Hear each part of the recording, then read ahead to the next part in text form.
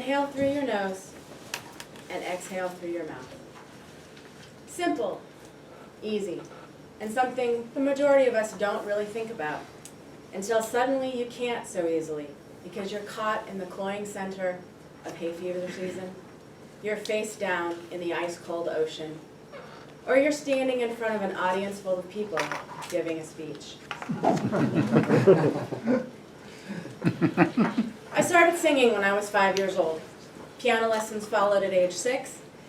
I was in my first play when I was in 3rd grade. I joined the swim team in 6th grade, and I picked up the clarinet when I was in 4th grade.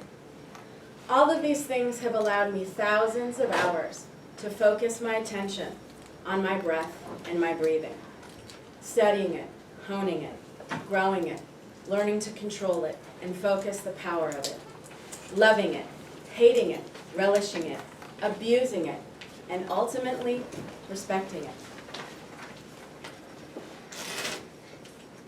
In high school, my vocal coach used to stand behind me for part of my lesson with his hands on my chest. And he would squeeze when I thought I was coming to the end of my breath or the end of my control. And out came more sound and more breath. It was a very weird way to learn the meaning of my limits and the meaning of control. In college, the head cross-country and track coach signed me up to be the non-athletic control in an experiment that was looking at lung volume, theoretical maximum oxygen capacity and efficiency during exercise. What she didn't realize was, in college, I was also the featured soprano soloist, and I could fill a 5,000-seat chapel without the benefit of a microphone over a 120-voice choir backed up by an organ or an orchestra. That experiment did not really come out the way that she had planned, but I walked out of there feeling like the king of the universe. Because with the exception of the field hockey player, I left every athlete in that experiment face down in the proverbial dust. I'm not going to teach you how to breathe. You learned that the second after you were born. What I am going to teach you is how to breathe better. And to breathe better, you really only need to know 2 things: when to breathe and how to breathe. Any choir director, when they hand out a piece of music to their choir, the first thing that they do is they go through the piece, voice part by voice part, telling the singers when they can breathe. It's really pretty easy. Punctuation marks are your guide. For those of you that were here a few weeks ago, I did a speech that was a lot of singing, and this is I am 16 going on 17.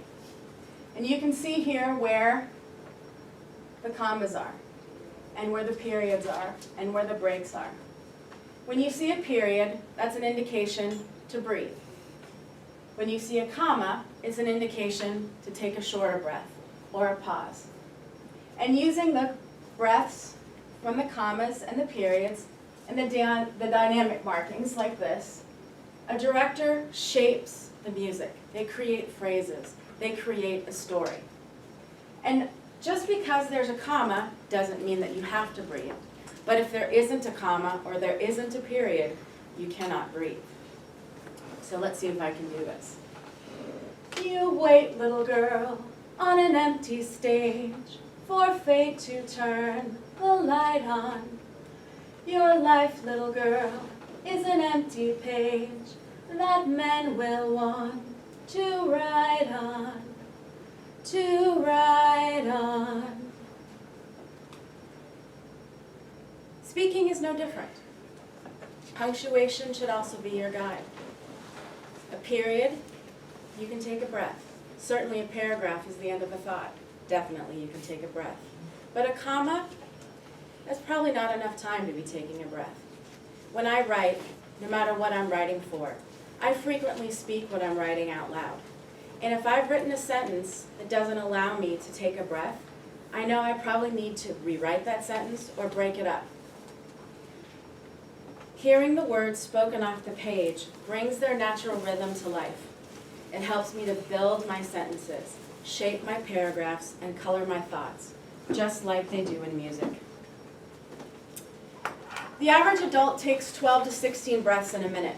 This means it's going to take you 4 to 5 seconds to breathe out and breathe in. Breathing should be almost undetectable, inaudible, invisible, imperceptible. Yet we listen to professional people on TV, on the radio, in lecture halls, and they sound like they are sucking wind through an impossibly narrow straw clogged by a filter. Go ahead and place your hand on your chest and your hand on your stomach. When you inhale, you're filling your lungs with air. Your chest expands as your lung expands in all directions. Most important direction that's forgotten when you breathe in is down. Your diaphragm is dropping down. It's why it's so important for you to stand up straight and sit up straight. Because if you have poor posture, you're limiting the air that comes in. You're limiting your oxygen. When you exhale or breathe out, you're releasing the air from your lungs and your chest wall contracts. Think of it as exhale is returning to steady state and inhale is expanding and increasing your size and volume. The most important thing, the only thing that's active when you're breathing is your diaphragm. When I inhale, my diaphragm pulls down, expanding my lungs. When I inhale, my shoulders do not rise up to box my ears. When I inhale, my chest muscles don't move, and my breasts don't come popping out of my costume. When I inhale, my neck and shoulders are relaxed, and the air flows through my vocal cords. I don't sound like someone strangling me, like Donald Duck choking on a kazoo. Speaking is like breathing and like singing. If you are naturally controlled, your message is better communicated. The speaker who stays relaxed, who breathes from their diaphragm, communicates a more powerful message. So just remember, breathe, inhale through your nose, and exhale through your mouth. Let punctuation be your guide, and breathe from your diaphragm. Thank you.